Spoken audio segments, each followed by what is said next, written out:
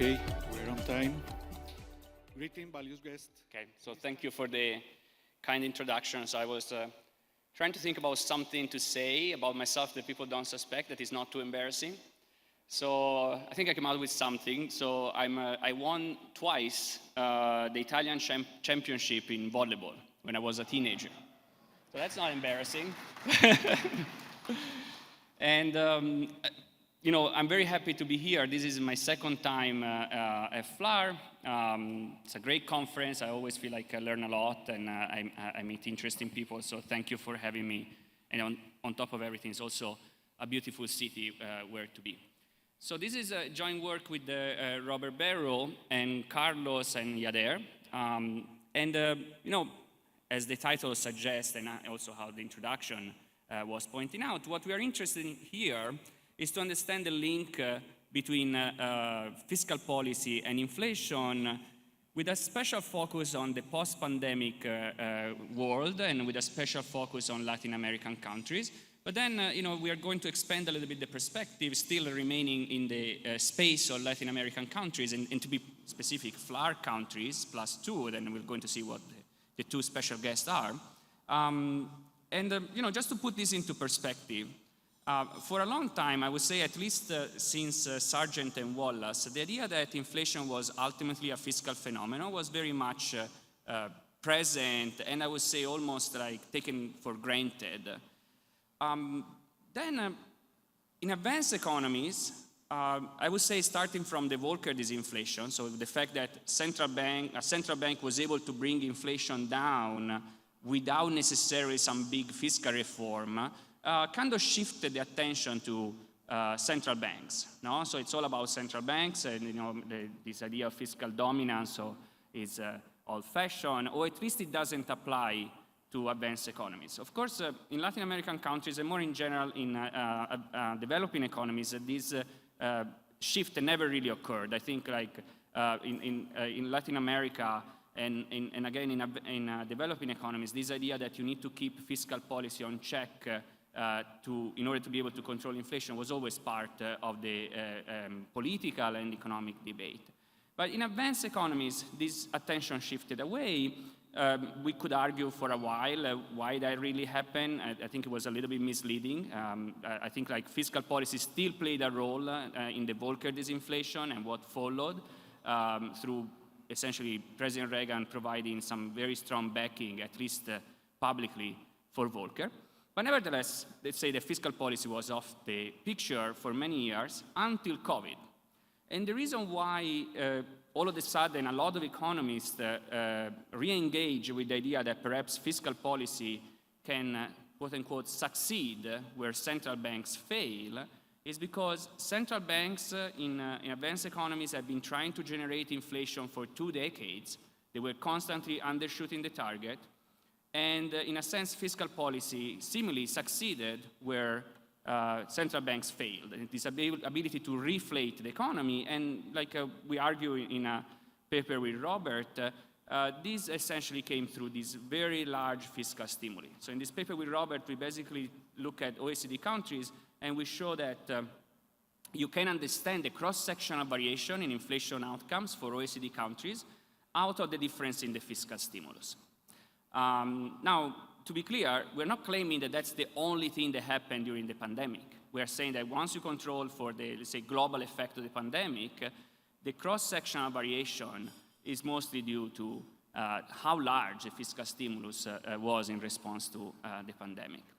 So this brought again back into the picture fiscal policy. And so the idea of this paper is to try to extend the analysis to a larger set of Latin American countries. And like I'm going to discuss in a moment, there are many similarities on what we found in the work with Robert, but we also noticed some differences. And I think, by the way, this is very much ongoing research, so please feel free to provide comments, because essentially we are really thinking about what the next steps are, in particular in trying to understand where the differences between OECD countries and Latin American countries are coming from. I have some ideas on these, and I'm going to propose a possible explanation. Okay, so let me start with some brief stylized facts about our countries. So the two additional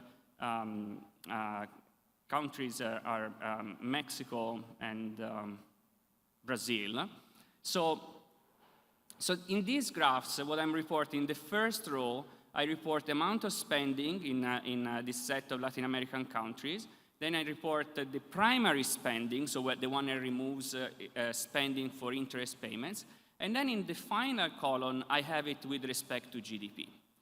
Now, in the second row, for each of the graphs on top, I have everything normalized in a way that in 2019, the variable is equal to 1. So that's a little bit easier to see exactly what happens with COVID.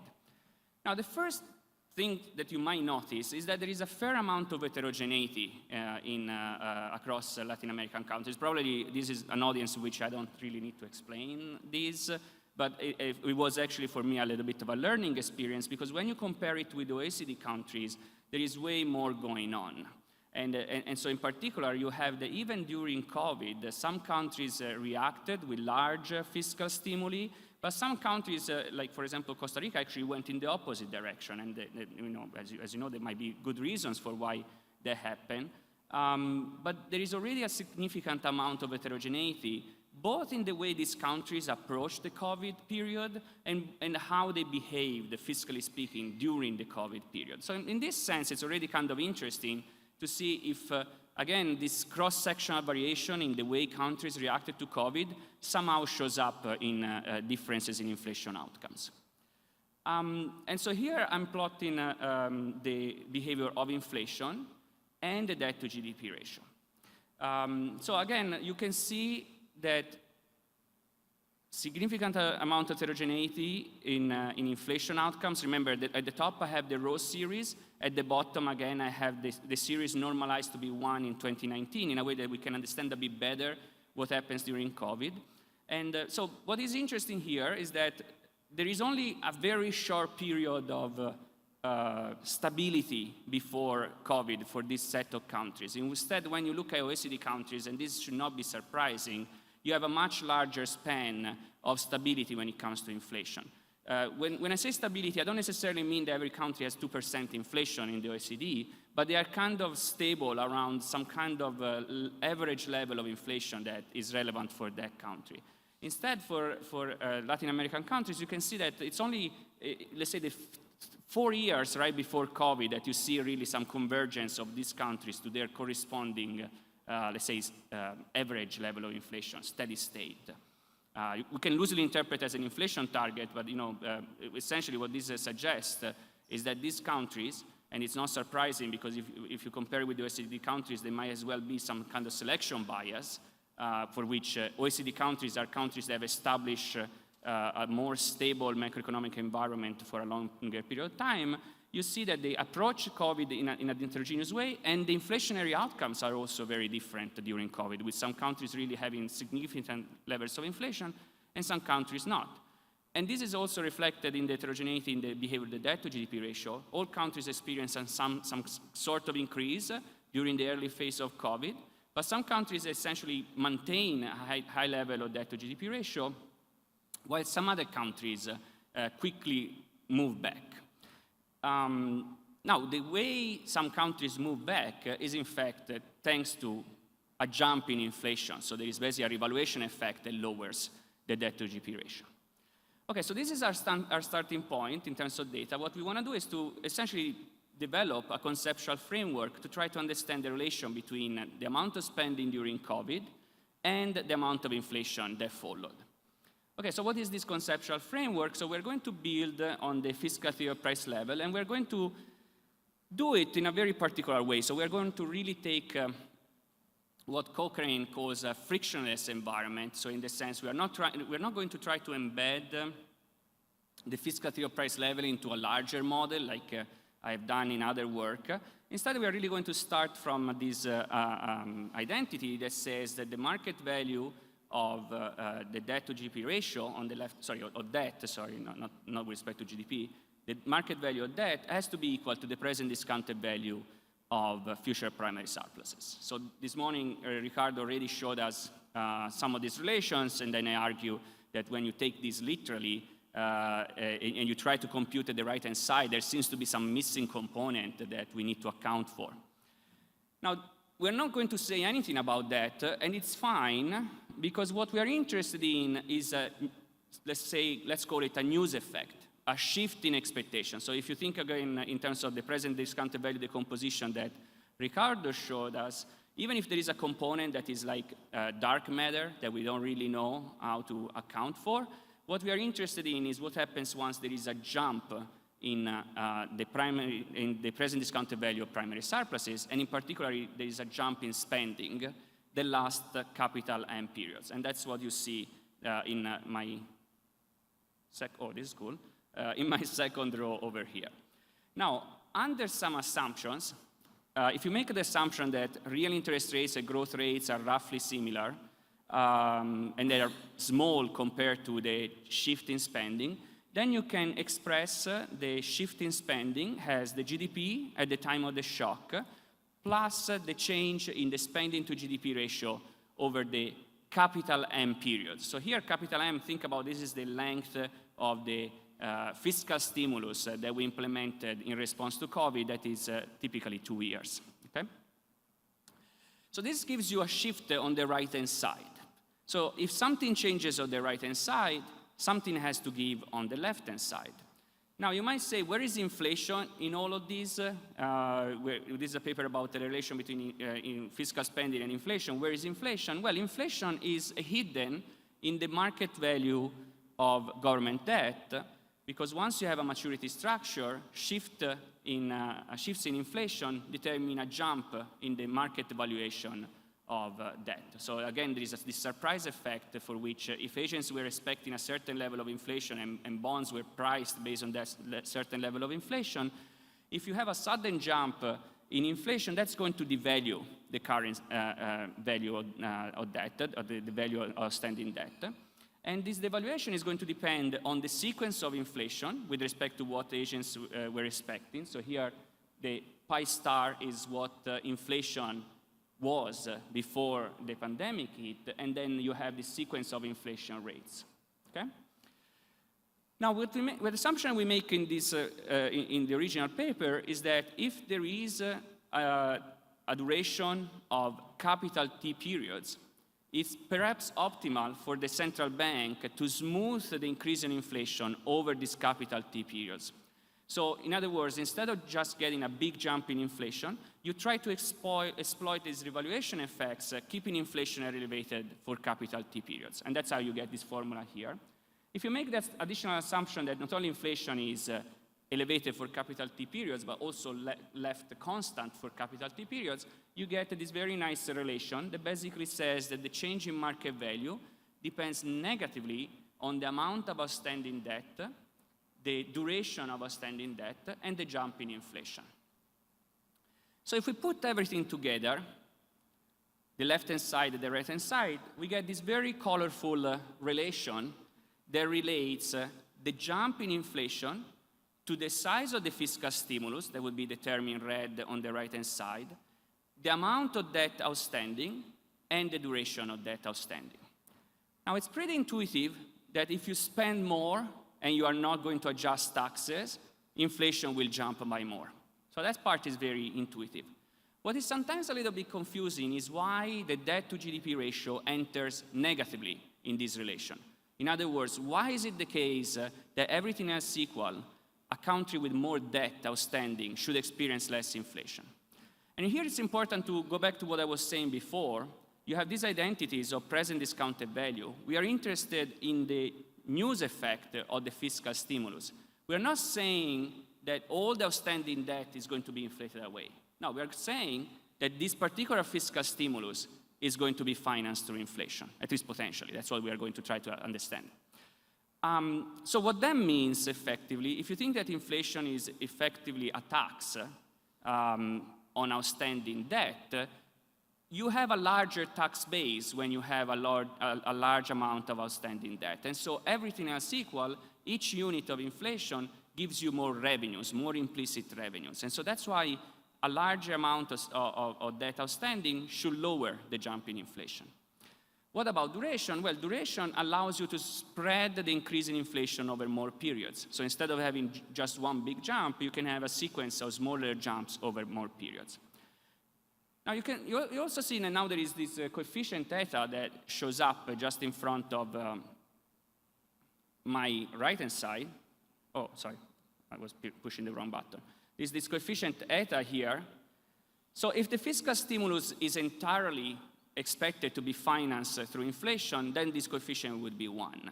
If instead it's partially funded through inflation, or perhaps it triggers some rebound in the economy that allows you to stabilize debt in other ways, this coefficient would be less than 1. So what we're interested in is, in the data, what is this value of this coefficient?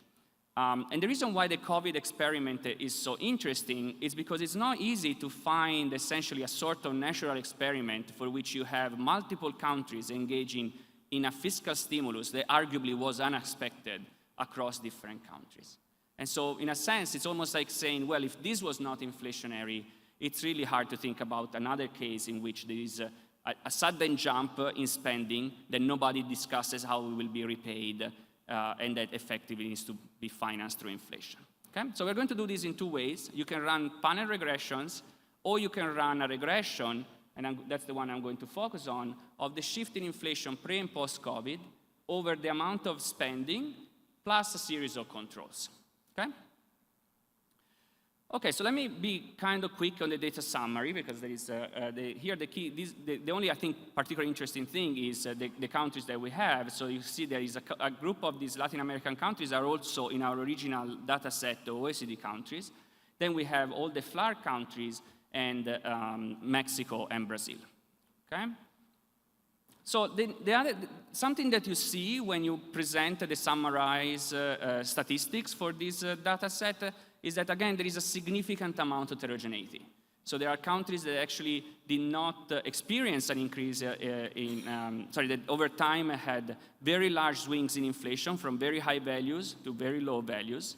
And then you also have countries that didn't really experience much of a jump in inflation during the pandemic. So you see that in average, yes, you have an increase in inflation, but you have a pretty large heterogeneity in terms of what happens to inflation. And same thing, what happens to real activity. So some countries actually had a much larger contraction than others. Okay, so the first thing that we want to establish is that there is no systematic relation between spending and the size of the fiscal stimulus. Okay, so let me skip this slide in the interest of time, because I can just explain what these regressions are as I present them. So the first thing we did is to basically show that if you regress the shift in spending over GDP growth outcomes for these countries, you don't find a statistically significant relation. And if anything, the relation is negative, meaning that the increase in spending was larger for countries that experienced a larger drop in real activity. So now, the reason why this is important is because there is not such a mechanical story for which, well, you spend more, your economy does better, and then based on the traditional Keynesian story, that gives you more inflation, because your demand is too high with respect to what the economy can produce. So that doesn't seem to be the case. There is not this systematic relation for which more growth is associated with larger spending. So then we can move to run our baseline regression. I have to look here because I'm getting old, so I can't really see the coefficients from this distance. So we have the evolution of inflation. So on top you have a panel regression. In the third row you have a panel regression. In the fourth row you have the change in inflation over the change in spending. So you can see that no matter if you run it as a panel regression or you run it as a change in spending over change in inflation over change in spending, you get this coefficient that is around 0.81. So this is our eta. So this means that effectively, from the point of view of the model, 81% of this fiscal stimulus was essentially unfunded, not backed by future taxes, and was essentially financed through inflation.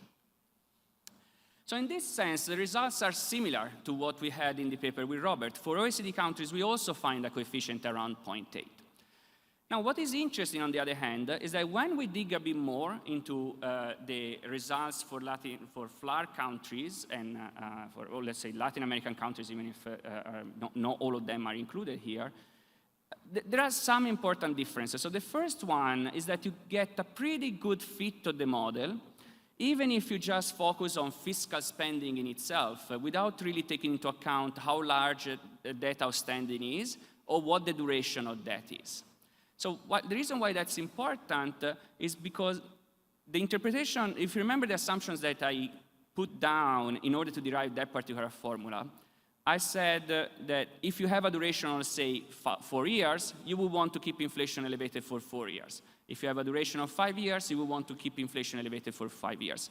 So maybe this assumption is a little bit shaky for Latin American countries. So in a sense that if I just look at the shift in spending, I get an R squared that is close to 50%. If I use my risk scale measure of spending, I get an R squared that is actually lower, around 40%.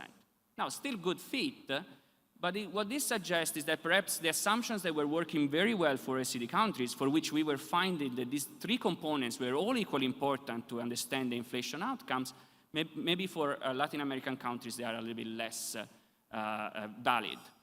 Another interesting thing is that if instead of computing the change in inflation, looking at what inflation was before 2012 and 2019, but instead we focus only on the short period before COVID, the fit of the model improves dramatically. So again, this speaks of a difference between OECD countries that arguably had been in a more stable environment for longer and Latin American countries that instead conquered some kind of stability only recently.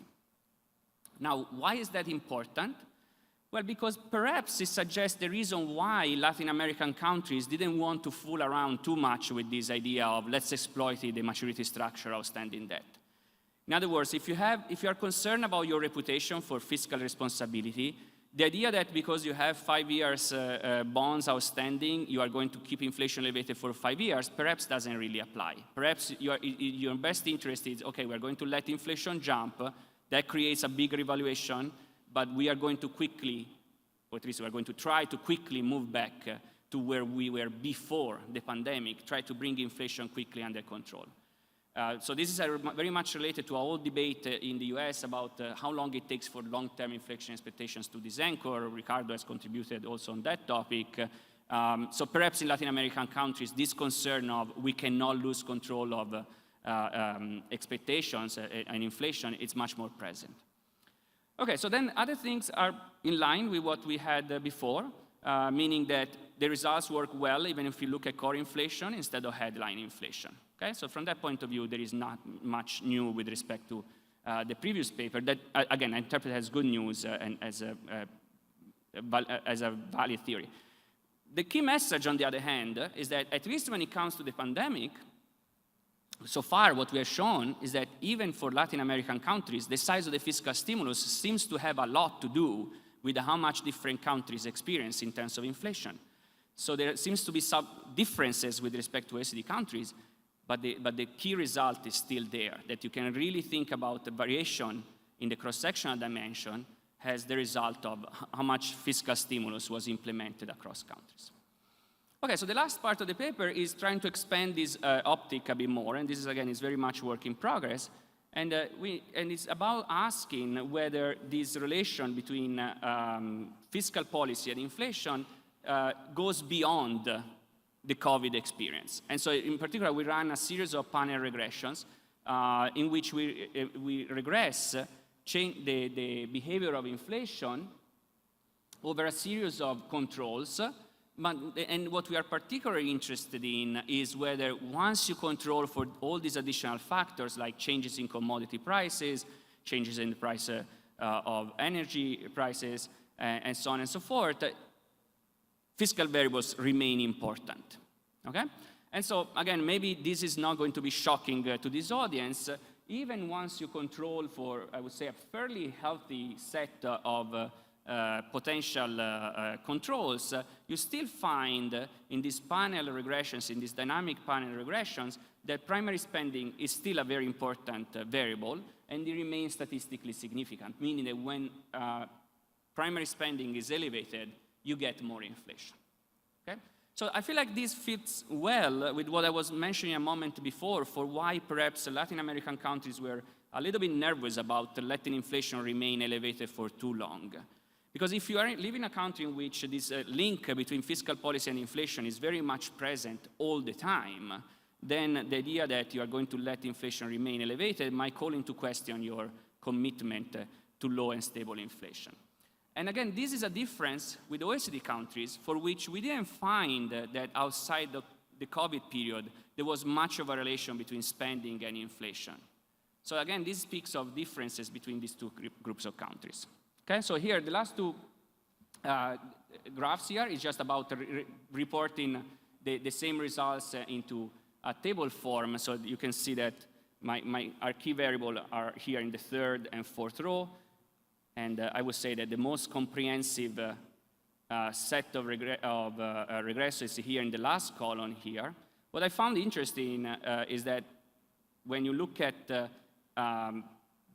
dummy variable that controls for the conflict in Ukraine, you still find that it's statistically significant even for Latin American countries. Okay, so this is again something that we probably want to understand a bit better, because there might be some confusion with the fact also that occurs at the same time of the pandemic.